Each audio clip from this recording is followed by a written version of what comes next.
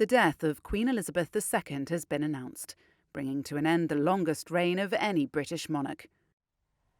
Born on April 21, 1926, the princess had never expected to ascend to the throne. But after her uncle, King Edward VIII, abdicated in 1936, the crown passed to her father, George VI.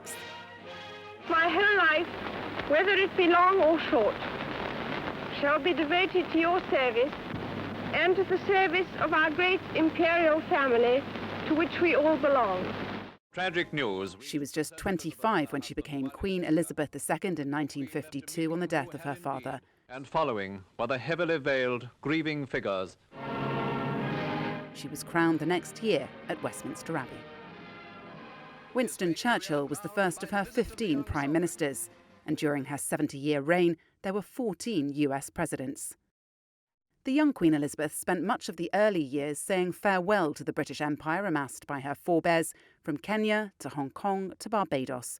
However, she remained the monarch of 15 countries and head of the Commonwealth.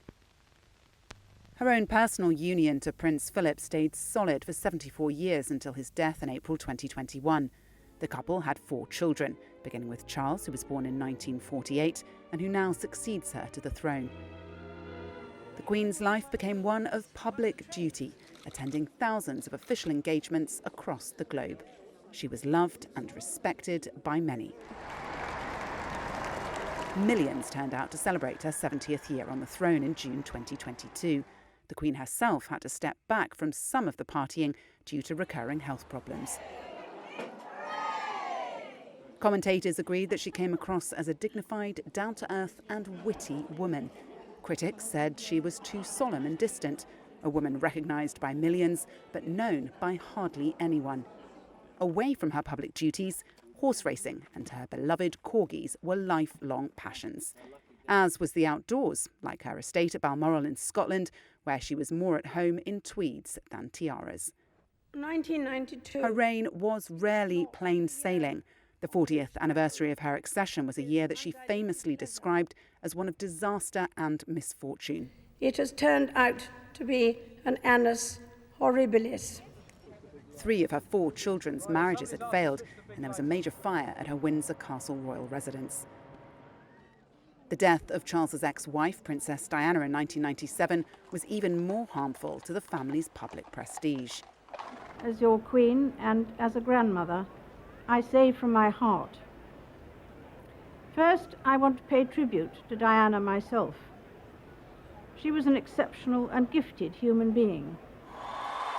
In years later, some of the damage was repaired by events like the marriage of her grandson William to commoner Kate Middleton in 2011, watched by billions around the world. But with Queen Elizabeth's death, the monarchy's future is likely to face scrutiny like never before. Polls suggest Charles will be a far less popular British monarch. And there are other challenges. Prince Harry and his American wife Meghan giving up their royal duties amid accusations of racism has robbed the institution of 2 of its most popular global figures. And the US sex abuse lawsuit against Prince Andrew, which he paid to settle while admitting no wrongdoing, also left its mark. The death of Britain's Queen Elizabeth finally hands on the duties and heavy responsibility of the monarchy, a task to which she devoted her own life to maintain its popularity in the face of seismic political, social and cultural change.